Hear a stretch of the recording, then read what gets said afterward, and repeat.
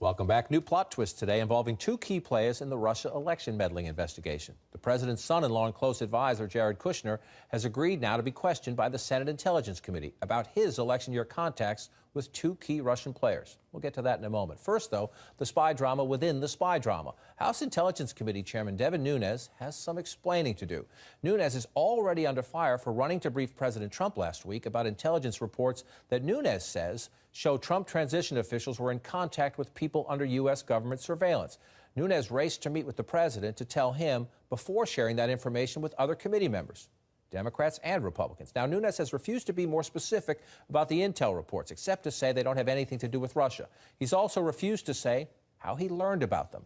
Now, though, CNN has learned, and Nunes now confirms he was at the White House complex the day before his big announcement. CNN's Manu Raju joins us now from the Capitol. Manu, Democrats already were saying he was trying to protect the president, not conduct an impartial investigation. I assume for the Democrats, this is another log on that fire. What is the chairman's explanation? Well, John, we're learning more about his whereabouts the night before that bombshell announcement. Nunes' spokesperson actually just putting out a statement, giving a little bit more information, saying that Chairman Nunes met with this source at the White House grounds in order to have proximity to a secure location where he could view the information provided by the source. He said that the chairman is extremely concerned by the possible improper unmasking of names of U.S. citizens, and he began looking into this issue even before President Trump tweeted that assertion that Trump Tower had been wiretapped. Now, why is this significant? Because Nunes has not been saying whether or not this information came from the White House. In fact, multiple times last week, I asked him, can you categorically rule out that this information came from the White House? He would not do that. He said, I cannot reveal my sources and methods. But the reason why folks are concerned about this, particularly on the Democratic side, is that the part of this House intelligence investigation is looking at White House Trump team contacts with Russian officials during the presidential election. They believe there should be a firewall of sorts between what Capitol Hill is doing and what the White House is doing. And the possibility here that Mr. Nunes may have received this information from the White House and then briefed the President of the United States without telling his committee staff and then revealing this publicly to attempt to apparently muddy the waters on that allegation of wiretapping raises a lot of questions. Now, Speaker Ryan has full confidence in Devin Nunes. Actually, a spokesperson putting out a statement just moments ago saying that Ryan believes that Mr. Nunes can run a credible, fair investigation. But last week, John, on Friday, Nunes also came under fire when he abruptly canceled a Tuesday public hearing on Russia where John Brennan and other former intelligence officials were going to testify. I'm hearing today that James Comey, who was going to have a classified briefing tomorrow instead, may not actually appear before the House Intelligence Committee. They may not actually go forward with that. That was never confirmed on the books. We're trying to get more information if, in fact, that Comey briefing is going to happen. But a lot of questions about whether this investigation can produce a credible report on the issue of Russia ties and the Trump campaign, particularly in light of these latest revelations, John. I think that certainly is a fair question on this day. Manu Raju, thanks very much. Let's come into the room here. Somebody help me.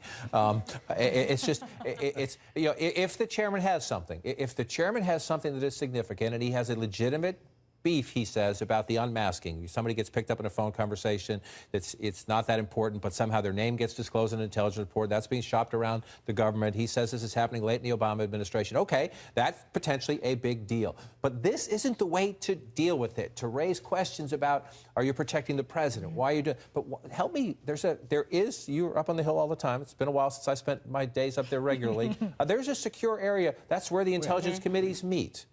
So that tells you that his source is either inside the White House complex or near the White House complex. I don't think the White House, or if the White House is, it adds a whole other layer. Going to let you bring an outside source into a White House secure facility? I think not. It raises a lot of questions. No, this is a nightmare for any idea of a nonpartisan investigation. Right. This is a nightmare for House leadership who wanted this to be just seen. Like, they obviously don't want to move it into an independent panel. They don't want a special prosecutor. They want the two intelligence committees to do this. Also important, this is a nightmare for the Senate Intelligence Committee, which is working forward and moving forward on a bipartisan effort here.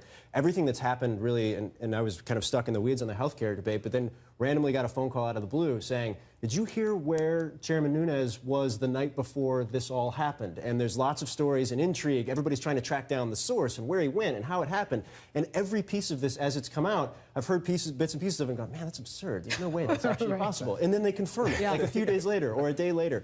And so I think the difficulty here is everybody trying to focus on what the chairman wants you to focus on, which is the unmasking of these individuals is a very bad thing that is very concerning to him, that's very concerning, frankly, to members of both parties if this is what's actually happening. But you can't focus on that with everything that he's done in the wake of finding this stuff out over the course of the last couple of days. And that's the thing. I mean, you would think, at least Democrats think, that he's out there trying to help Donald Trump and sort of run point for him or run interference for him. But this is also a nightmare. I mean, you talk about the nightmare scenario for all of these different committees. This is a nightmare for Donald Trump. I mean, every day we're talking about Russia and intelligence and unmasking in any sort of spotlight on whether or not there was collusion between this or Trump as a candidate or his aides and Russian intelligence officials or Russians just in general. That's a bad day for him. I think if Nunes' goal is to undermine the credibility of the House Intelligence Committee, good job in doing that. If his goal is to undermine his own committee, he's doing a great job. He's doing a really and to great make the job. case for a special prosecutor. I mean, he's making a great case for one. Who knows if they'll ever have one. Right. But Nunes is doing a good job making the case. In any line of work, but especially in politics, when your boss, in his case the speaker, has to issue a statement saying he has full confidence in you, that's just not a good day. Right. If the knowing what we know now, which obviously isn't that much, if someone at the White House or the National Security Council was his source for this information, it raises the obvious question of why couldn't that person just tell the president? Right.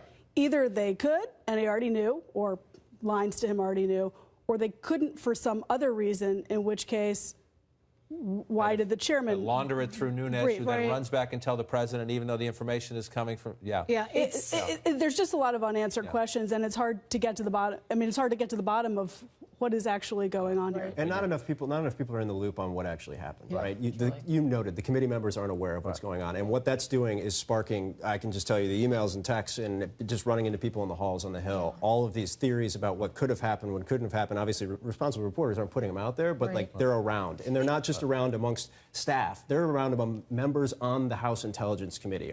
The specter of needing to investigate the investigator. I mean, it's... Right. And so let's move to the Senate side, which you say is worried that it's going to get blamed for some of this or caught up in the fallout of this. The Senate Intelligence Committee now has a deal to question Jared Kushner, who's the president's son-in-law, a very, very important White House official. We're going to talk in a few minutes about some new things he's doing as part of the White House role. He is going to go up. Now, we learned recently that he had a meeting with the Russian ambassador at Trump Tower during the transition.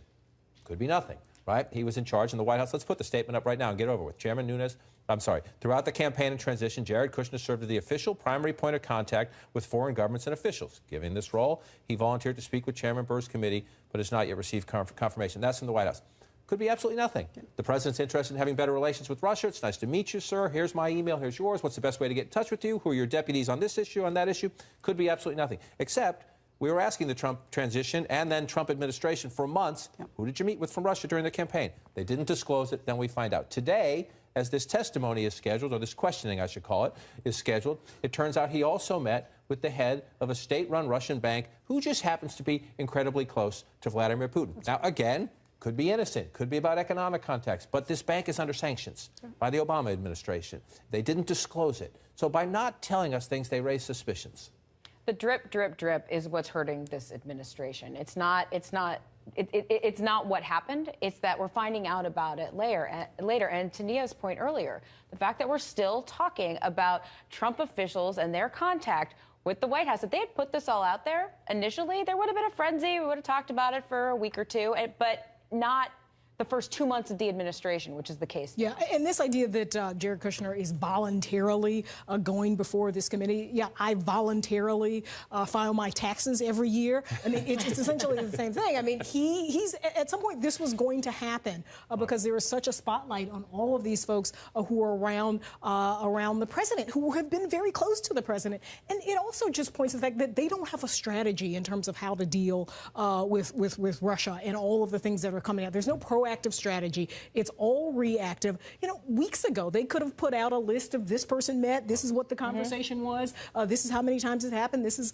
when it happened. None of that. That's how Washington traditionally works. Yeah. But they are untraditional in many, many ways. Right. This one and Jared Kushner's role at the White House is untraditional, as we all know. He's a young man, doesn't have government experience, but has earned the president's trust. And he and his wife, Ivanka Trump, obviously care a great deal about their personal reputations, their professional reputations, not just in this current role in government, but beyond, kind of before and after the Trump administration. He's got his hand in a number of ventures, as we're discussing, you know, Mideast peace, international relations all over the world. So his credibility on this has ripple effects and beyond. So I think that's part of the reason why he's... Ripple effects, and let's, in the order of the segue, we're talking about Jared Kushner going up to testify before the Senate Intelligence Committee at some point. Next, the president on Priority One, the economy, is turning to Jared. How the Trump White House lost the health care battle and what it sees as the lessons to be learned.